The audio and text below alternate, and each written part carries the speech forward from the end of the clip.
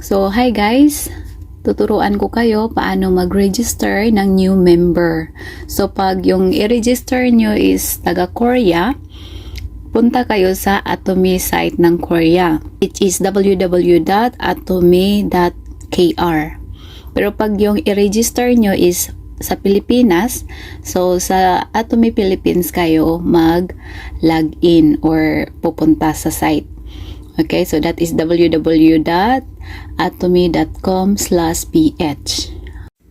So, bago nyo i-register, ang taong i-register nyo, tingnan nyo muna sa inyong genealogy or lineage kung kanino nyo siya i-connect. Kasi yung taong pagdudugtungan niya, sponsor ID niya ang gagamitin. Kumbaga, ang taong iyon ay magiging sponsor niya.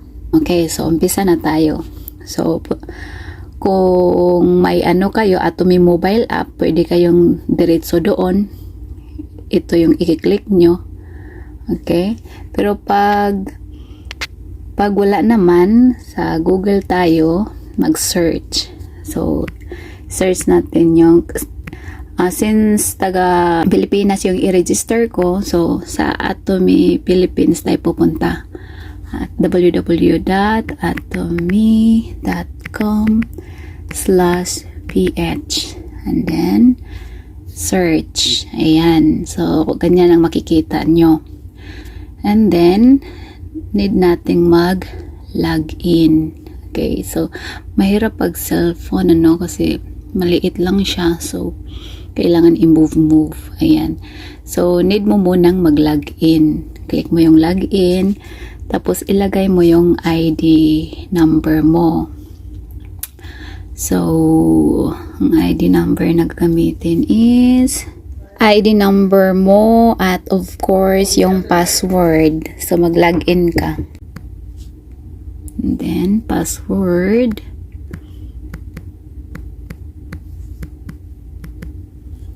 Tapos, login. Ayan. So, click nyo lang yung close. And then, ayan na. Click nyo ang, ayan nyo mag-move. Okay, join us. Click nyo yung join us. And then, so since Filipino, yung i-register natin, hindi foreigner living abroad. So, dito tayo sa join us na only for Filipinos. Tapos, click nyo lang yung yes. Tapos, may makikita kayo ditong all agree. Click nyo yan. And then, click confirm. Tapos, isulat mo or isulat nyo lahat ng information sa name. So, ilagay natin yung name niya. Lagay natin yung name niya. So, hindi ko papakita guys since siya confidential. Okay, personal information ng ibang tao ito. So, lagay natin yung name niya. Tapos, middle name. Middle name. Pag walang middle name, lagyan nyo lang ng XX. Okay. Tapos, apelyido. Tapos, kung babae ba siya o lalaki. And then, Filipino. Tapos, kung may brand number siya, yan, click nyo yung PSA, birth certificate. Pero kung may TIN naman siya, maganda, TIN na. Okay, TIN na yung ilagay. So, ilagay natin yung TIN niya.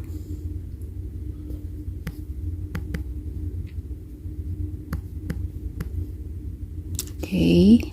And then next is yung birthday niya.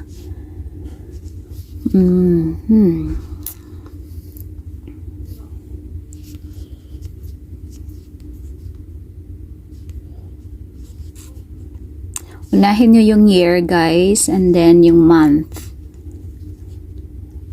And then yung day. Okay, and then sa home phone number, kahit wag nyo nang ilagay yung mobile number na lang.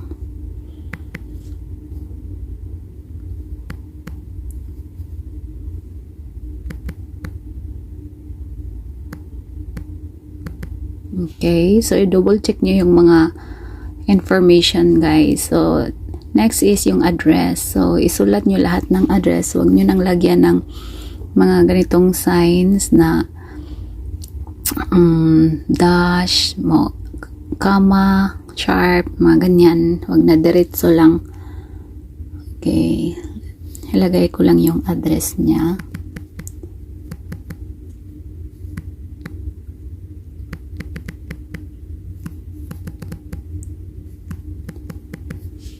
Okay. And then, sa city, select region, kung anong region siya.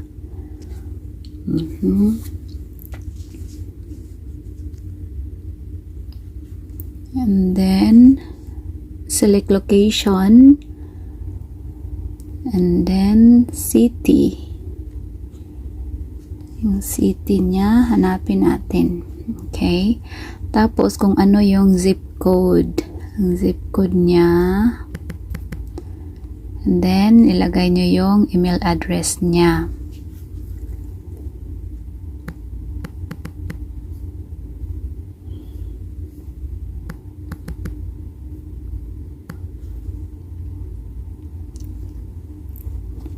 Pwede nyong i-click ditong select, pero kung hindi nyo makita yung halimbawa, momomomo@yahoo.com. Pag wala kayong makita, ano nyo na lang. Wait. So, since dito, klinik ko yung select, makikita ko yung dulo niya, ganyan. So, pag hindi nyo mahanap doon, pag hindi nyo mahanap doon, click nyo yung type email. So, ilagay nyo yung email niya sa likod. Okay. So, pag i-click nyo yung select, pag meron naman, so, yun na lang, pipili na lang kayo doon. Tapos, maganda na i-click nyo yung I agree to receive a confirmation email. Okay. So, next is, ayan, okay na yung address. Then, sa password tayo. So, password natin guys is dapat iisa lang para malagyan ko kayo ng mga points. Kasi kumikita tayo dito through points. Okay, so wag nyong palitan yung password ninyo. Kung palitan nyo man, dapat sabihan nyo ako para malagyan ko kayo ng points. Tapos yung guest password natin, so itanong nyo lang sa akin kasi alam nyo naman na sa video na ito may ibang tao din na manunood. Okay, so dito may nakalagay na spouse. Do you want to register your spouse as a secondary member? So you can click yes or you can click no. So dito no na lang. Pag maging successful na kayo guys, hindi na mapigilan na lumaki yung grupo nyo, malaki ng income nyo, ang mag-asawa dito ay iisa lang po ang account. So legally married couples must share one account. So confirm nyo lang. And then, yan yung sinabi ko, kung saan nyo idugtong yung bagong member, yung bagong i-register nyo, yung pagdugtungan niya ang gagamitin yung sponsor ID. Okay? So, dito ilalagay ko yung pagdugtungan niya.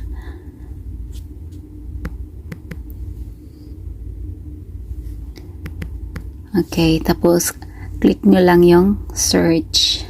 So, makikita nyo may tao na dito sa taas niya. Okay?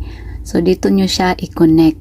So, ang system na ang bahalang maglagay sa kanya sa bago nyong i-register either left or right since wala namang tao sa left and right. Tapos, pag may left naman kasi, mostly kasi left pag walang tao. Tapos, pag may tao na sa left, of course, sa right naman ilagay ng system. Ang system na ang bahalang maglagay sa position, either left or right. Kasi dalawang lines lang po tayo dito. Okay? So, click nyo lang yung confirm. Kasi dun nyo nga siya gustong i-connect.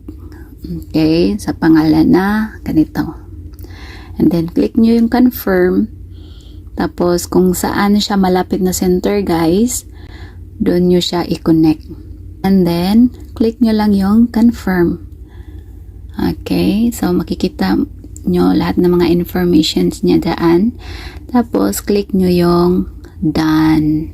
Okay, so yun na yun guys. Ito na, complete na yung registration.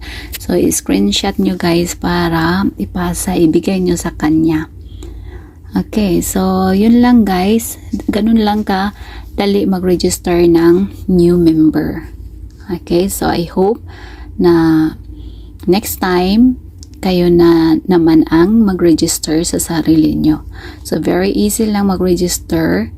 So bilisan natin ang pag-register ng mga pamilya natin bago ang ibang tao. So, i-register na natin lahat ng mga family natin and then relatives, friends, mga close friends. Okay?